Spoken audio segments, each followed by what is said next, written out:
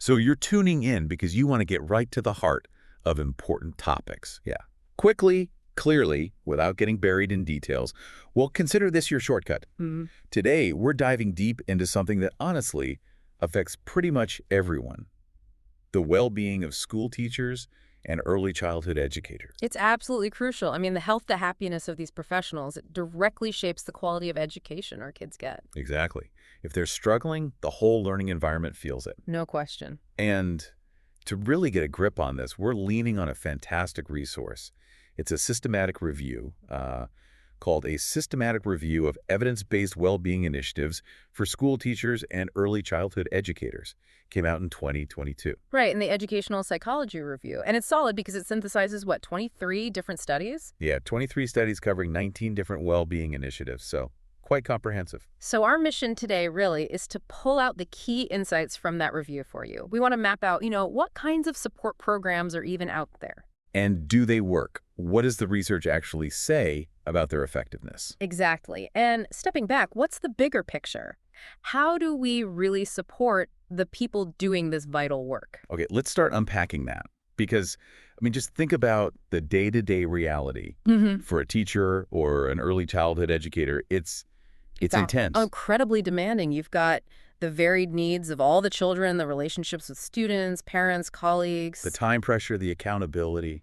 And increasingly, they're on the front lines of supporting kids' emotional well-being, too. Yeah, it's a huge responsibility. Yeah. So it's probably not shocking that research shows they tend to experience higher levels of stress, even depression, compared to lots of other jobs. That's right. And, before we dive into the initiatives, it's worth clarifying what we even mean by educator well-being. It's not just feeling okay. Right.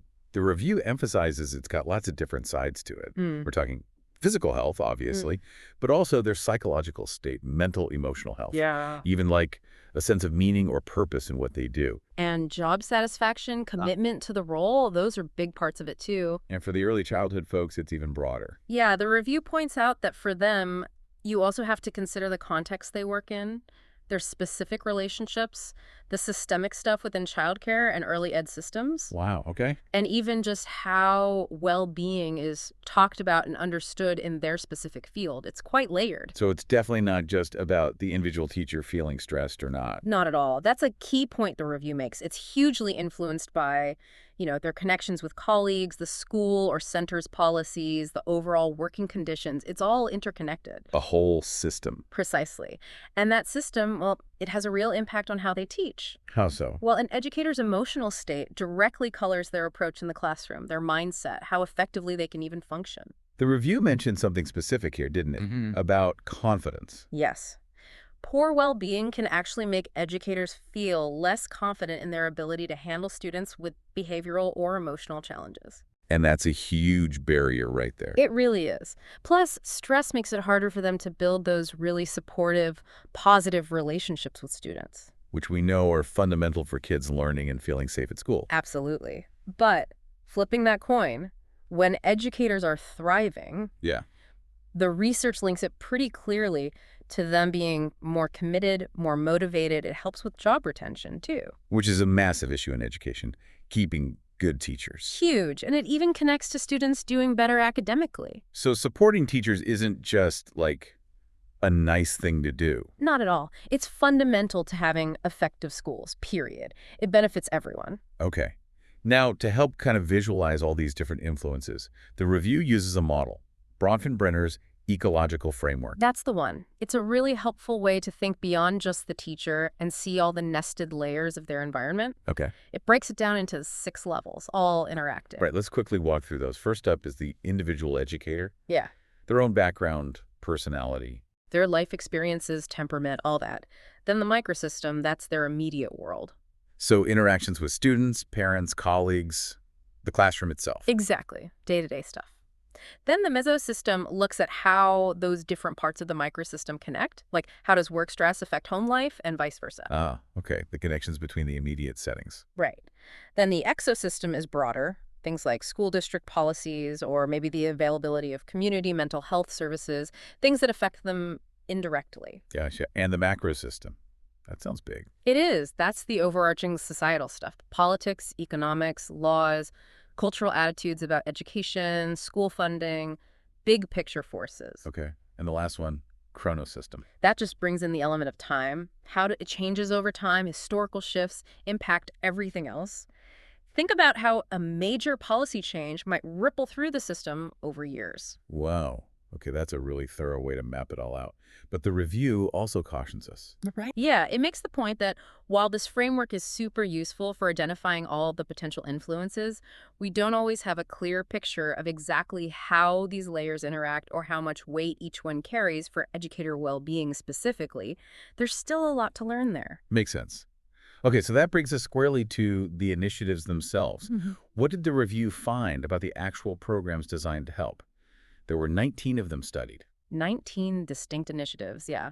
And the sort of headline finding is that most of them did show at least some positive effects on educator well-being. That sounds promising on the surface. It is generally, but, and this is a big but, the quality of the research evidence supporting these initiatives is often just, well, modest. Modest how? Like, not enough study, or the studies weren't great. More the latter, often. Yeah. Especially for programs aimed at early childhood educators. The review used a system to rate evidence strength, and basically none of these 19 initiatives had reached that top tier of evidence. Which would be? Ideally, a systematic review of multiple high-quality randomized controlled trials, or RCTs, where people are randomly assigned to get the program or not. That's kind of the gold standard for figuring out if something truly causes an effect. Okay, so positive signs, but we need to be a bit conscious about the strength of the proof behind them. Exactly. Keep that grain of salt handy. Got it. So how did they group these 19 programs? Were there common themes? Yeah, they categorized them based on the main therapeutic approach used. So you had mindfulness-based programs, Okay. social-emotional ones, mental health literacy, cognitive behavioral therapy approaches, positive psychology, Lots of different angles. integrative ones that mixed approaches, and then a category focused more on school leadership and policy changes. Right. Let's maybe zoom in on some of the main types. Mindfulness seemed to be the most common. By far the most studied category, yes. What do those typically involve? Like, what were teachers actually doing? Often things like structured MBSR, mindfulness-based stress reduction programs, different meditation practices, sometimes yoga, usually face-to-face, led by external trainers, maybe over 8 weeks or so. Okay. And a big part was often encouraging them to practice the techniques at home, too. And the results. What were the positive outcomes they saw? Pretty wide-ranging, actually. Things like better emotional control, just feeling better overall subjective well-being, definitely stress reduction. That makes sense for mindfulness. Yeah. And also things like better tolerance for distress, improved sleep, more positive moods, less anxiety and depression reported. Wow. Some studies even linked it to lower burnout, better classroom management, better relationships with students, and even more self-compassion and awareness of their own stressors. That's quite a list. Were there specific named programs mentioned? Yeah, the review mentioned several, like MBSR, which is well known, but also others like the Wabi Foundation's course, Yeah. Black M, MT, Reconnected, SMART, and even Christian meditation in one study. But you said the evidence was mixed sometimes. It wasn't always positive. Yeah. Right. That's important. It wasn't a magic bullet. Some specific mindfulness studies didn't find significant reductions in, say, anxiety or stress for their participants. For instance, one MBSR study didn't lower anxiety, another didn't cut stress. Calm didn't improve sleep or stress in one trial. Another MBSR study didn't reduce burnout. So results can vary depending on the specific program, the context, the participants. Okay, so not one size fits all. Did the benefits last, though? Or was it just a temporary boost? That's a good question. Some programs did show sustained effects. Several studies found improvements lasting, 3 to 5 months after the program finished. Oh, it's encouraging. Yeah, the Reconnected program, for instance, showed benefits in stress, sleep, and mindfulness still holding 5 months later. Okay. And the evidence quality for mindfulness overall, better than others? It had the most research, yes, but the quality was still variable. Lots of RCTs, which is good, but many had limitations, what the review called reservations. And there were also some studies with weaker designs, like non-randomized ones. So more evidence than other areas, but still room for improvement and rigor. Got it. Okay, let's shift gears to social-emotional initiatives. What did they look like? These were varied, too. Could be workshops, one-on-one coaching, maybe reflective writing tasks. Program length was all over the map from just 4 weeks up to 2 years. often used external facilitators again. Any specific examples? Care for Teachers was one, EI in the classroom, IYTCM, something called the Lange-Lerin Project, and one using arts-based reflection. The findings here, more mixed again. Definitely more mixed than mindfulness. Care for Teachers did show good results, better well-being, less stress and burnout. Lange-Lerin had a decent effect on mental health. The arts one boosted awareness of strengths and relationships. But there were some that didn't really move the needle on well-being. This is pretty crucial. Two of them, EI in the classroom for pre-service teachers and IYTCM for early childhood primary, they did not show a significant positive effect on educator well-being in the studies reviewed. Huh. Any idea why? Did the researchers speculate? For EI in the classroom, they thought maybe the sample size was just too small to pick up an effect. Okay. A study limitation? Possibly. For IYTCM, the thinking was maybe it focused too narrowly on classroom management techniques and student relationships and didn't really address the teacher's broader work stress or environment enough to impact their overall well-being. That makes sense. Targeting one piece might not be enough. What about the evidence quality for these social-emotional ones? Generally lower than for mindfulness. There were some RCTs, but again, some with limitations. Also some weaker designs. The overall takeaway seemed to be that these approaches, as studied so far, might have a more limited impact specifically on well-being compared to mindfulness. Okay. Moving on, mental health literacy. Sounds straightforward, like educating teachers about mental health. Pretty much. Focused on boosting knowledge and reducing stigma. The main examples were MHFA Mental Health First Aid and something called the African Guide. Usually intensive, like 2-day trainings, sometimes with refreshers. MHFA is about helping colleagues, right? Yeah, training teachers to be that first point of contact for a colleague who's struggling. The African Guide was adapted from a student curriculum, training teachers to deliver that. And what was the impact on the teachers themselves? Generally positive for literacy outcomes, better understanding of mental health issues, less stigma, more confidence in helping colleagues. Okay. Also, interestingly, more awareness of their own mental health and more confidence to seek help for themselves or others. Those seem like really valuable outcomes for a school culture. Absolutely. But the evidence quality. Let me guess. Not top tier. You got it. Rated lower on the evidence scale. But importantly, the teachers who did the training generally felt it was effective and helpful for their well-being and understanding. Perception was positive. Okay, now what about the ones focused on leadership and policy change? That sounds like it gets at those bigger system issues we talked about. Exactly. There was one main study highlighted using something called Participatory Action Research, or PAR. What did that involve? Basically, researchers, educators, and school leaders working together over a year in workshops. They identified problems in this case, low morale, and collaboratively developed and implemented changes to leadership style, decision-making, things like that, aiming to boost staff well-being. A real collaborative effort. What were the results? They reported positive changes. Professional growth for staff, feeling more recognized, better decision-making processes, more supportive leadership, and just a generally improved school culture. That sounds potentially really powerful. What about the evidence? Promising, but limited. It was a comparative study, but without a control group running alongside it. Oh, okay. And no long-term follow-up data. So good signs, but needs more rigorous research. Right.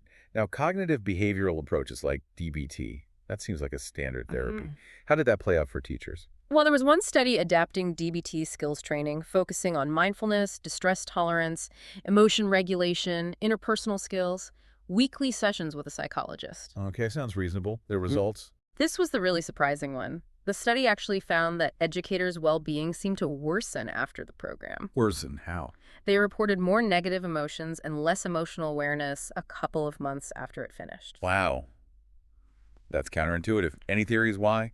The researchers wondered if maybe, while it improved understanding of social cues, the reduced emotional awareness somehow stopped them from translating that into positive action. It's speculative. And the review authors stress, again, the evidence quality was low comparative study, no control group. They basically suggest this specific DBT adaptation might actually be unhelpful for teacher well-being. Definitely a finding to pay attention to. Yeah. Okay, what about positive psychology, focusing on strengths and positive experiences? Yeah, one initiative used the karma model, positive emotion, engagement, relationships, meaning, accomplishment. It involved an initial interview, then teachers reflected daily for 15 days on using PERMA strategies at work. And the impact. Based on what the teachers themselves reported, they felt less stressed, more positive, and thought their interactions with students improved. They even linked it to better student confidence and learning. Okay, positive self-perceptions. What about the evidence type? It was qualitative, based on those interviews. Good qualitative research according to the review's assessment, but still relying on self-report. No objective measures alongside it. Got it. And lastly, these integrative approaches, mixing different therapies. Right, combining things. Yeah. 2 examples. ARC mixed CBT, ACT, positive psychology online. Calmer's mixed CBT, mindfulness. Positive psych, conflict resolution, sleep hygiene, face-to-face. A real blend. Did they work? ARC showed reduced stress, better confidence, more job satisfaction. Calmer's was perceived by teachers to improve psychological and physical distress and self-care. Seems positive again. Any downsides? The main challenge is when you mix everything together, it's hard to know which part of the program actually made the difference. True. Like a cocktail, you don't know which ingredient's doing what. Exactly. And again, lack of long-term data for both. And the evidence quality was rated low, non-randomized trial, pre-post case study. Okay, so weaving all that together. Yeah. Looking across all these different initiatives, what are the big gaps? Where does the research need to go next? A huge one is that most initiatives really target the individual teacher or maybe their immediate classroom, the microsystem. Right. They often don't tackle those bigger organizational issues, the school culture, district policies, the mesosystem, exosystem, macrosystem stuff we outlined earlier. Which, as we said, can be huge drivers of stress. So putting a bandage on the individual might not fix the underlying problem if the environment itself is unhealthy. Precisely. The review really calls for initiatives that address workplace demands, school climate, leadership practices, those systemic things. What else? Big gap in understanding long-term effects. Most studies only follow up for maybe 6 months, tops. We don't know if these benefits stick around. And cost, is that considered? Barely. Very little info on the economic costs of running these programs, which is obviously crucial for schools making decisions. Yeah, budgets are always tight. Another thing is timing. When's the best time in the school year to offer support? Stress levels fluctuate, right? We don't know much about that. Good point. And the quality of the research itself. Still a major need for more high-quality studies, fewer relying just on self-reports, more rigorous RCTs, maybe using other data like observations or school records. And more focus on system-wide changes, not just individual programs. Absolutely. Plus, understanding if programs work differently for different groups based on gender, ethnicity, culture. Most research is Western-centric. And you mentioned early childhood educators specifically. Yes, a real lack of research tailored to their unique pressures and context. That needs way more attention. And maybe looking at teachers earlier in their careers. Yeah, the review suggests longitudinal studies following teachers from training into their first few years could be really valuable for understanding how well-being develops and how to support it early on. Essentially, using that Bronfenbrenner model more fully to see the whole picture. So if we had to boil it down, the main takeaway from this deep dive is? It's that, look, there are lots of well-being initiatives out there for educators, and many seem to help in the short term, at least on an individual level. That's the good news. Right. But the evidence base is still developing. We need more high-quality research, especially studies that look at the bigger picture, the system, the policies, the culture, and that track impacts over the long haul. Right, so this dive gives you that snapshot. Here's what we know. Here's where the gaps are. Exactly, and it leaves us with a pretty critical question to ponder, doesn't it? Which is, given how clearly educator well-being links to student outcomes, how do we move beyond just focusing on fixing the individual teacher? How can education systems actually build environments that are inherently more supportive, more sustainable, where educators can genuinely thrive? yeah. What are those systemic levers we need to pull? That's the big challenge. It really is. Definitely food for thought for everyone listening. Maybe thinking about which of those initiative types resonated, or even just mapping out those ecological layers in your own context. It's vital work. Continuing to research and implement effective, sustainable ways to support the people doing the incredibly important job of educating our kids, well, it's essential.